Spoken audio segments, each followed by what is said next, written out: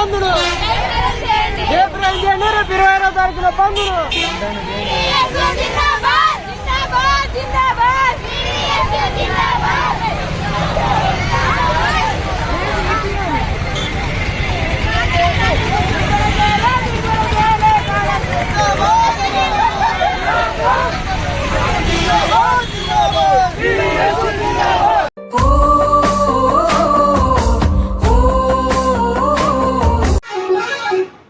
PDSU Telangana రాష్ట్ర committee పిలుపులో భాగంగా ఈరోజు పీడీఎస్యు ఖమ్మం జిల్లా కమిటీ ఆధ్వర్యంలో కాకతీయ యూనివర్సిటీ అనుబంధమైన బీపీడీ కళాశాల ముందు పీడీఎస్యు ఆధ్వర్యంలో పెండింగ్ లో ఉన్న స్కాలర్షిప్లు ఫీజు రియంబర్స్మెంట్ ఏవైతే ఉన్నాయో బకాయిలు 10,300 కోట్లు వాటిని విడుదల చేయాలి, బెస్ట్ అవైలబుల్ స్కూల్ వేతనాలను తక్షణం విడుదల చేయాలని చెప్పి డిమాండ్ తోని ఈ నెల 26వ తారీఖున రాష్ట్ర వ్యాప్తంగా డిగ్రీ, పీజీ, బీపీడీ ఇంజనీరింగ్ కళాశాలను బంద్కు పిలుపునివ్వడం జరిగింది. దాంట్లో భాగంగా ఈ రోజు నిరసన చేయడం జరుగుతూ ఉంది. తెలంగాణ రాష్ట్రంలో అధికారంలోకి వచ్చిన కాంగ్రెస్ ప్రభుత్వం రేవంత్ రెడ్డి గారు ఎలక్షన్లలో ఇచ్చిన హామీలను కూడా ఏ ఒక్క హామీలను కూడా అమలు చేయకుండా ఈ రోజు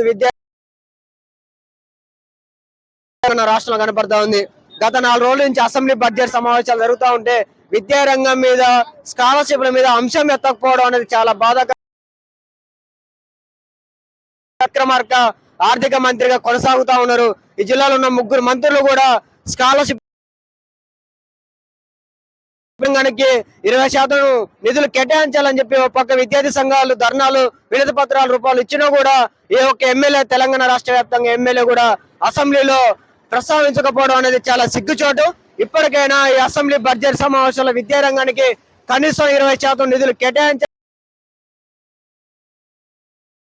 రియంబర్స్మెంట్ ఏవైతే ఉన్నాయో పెండింగ్ ఉన్నాయి వాటిని మొత్తం కూడా విడుదల చేసి మొత్తం విద్యార్థులకు న్యాయం చేయాలని, ఉద్యోగ క్యాలెండర్ ని విడుదల చేయాలని ఏవైతే ఖమ్మం జిల్లాలో మేమైతే డిమాండ్ చేస్తాను. కానీ కాంగ్రెస్ ప్రభుత్వం ఎలక్షన్లలోకి ప్రేమలు చూపిస్తాం తప్ప పేద విద్యార్థుల మీద ప్రేమలు చూపేట్లే. విద్యార్థి సంఘాలు ధర్నాలు చేస్తే చాలా అసెంబ్లీ ముట్టడిచ్చినా కూడా, లేకపోతే శాంతియుతంగా ధర్నాలు చేస్తే విద్యార్థి సంఘాల మీద అక్రమంగా అరెస్ట్ చేసి నైట్ రేవంత్ రెడ్డి గారు ఈ ఖమ్మం జిల్లా నుంచి మీ పతనం మొదలైతది. మీరు రాష్ట్ర వ్యాప్తంగా విద్యా సంస్థలు బంద్ పిలుపునిచ్చడం అవసరం అయితే ఈ జిల్లాలో ఉన్న 3 మంత్రుల ఇల్లును కూడా ముట్టడిస్తాం. ప్రధానంగా బట్టి విక్రమార్క, ఖబర్దార్, ఇప్పటికైనా నీ చేతిలో ఆర్థిక శాఖ మంత్రి ఉంది, ఈ జిల్లాలో యూనివర్సిటీని ఏర్పాటు చేయాలని చెప్పి సందర్భంగా వారిని మేము హెచ్చరిస్తాను. కానీ మీరు పర్యటన ఎక్కడ మీ ఎమ్మెల్యేల కార్యాలయాలు కావచ్చు, ఇల్లు ముట్టలు వరకు పీడీఎస్యు తెలంగాణ రాష్ట్ర కమిటీ, ఖమ్మం జిల్లా కమిటీ పూర్తిగా వాళ్ళ ముందుండే ఉద్యమాలు కొనసాగిస్తాం. అవసరమైతే ఈ నిధులు కేటాయించకుండా స్కాలర్షిప్లు విడుదల చేయకపోతే మాత్రం 30వ తారీఖున అసెంబ్లీని కూడా ముట్టడించడానికి కూడా పీడీఎస్యు విద్యార్థి సంఘం వెనకాల పోదని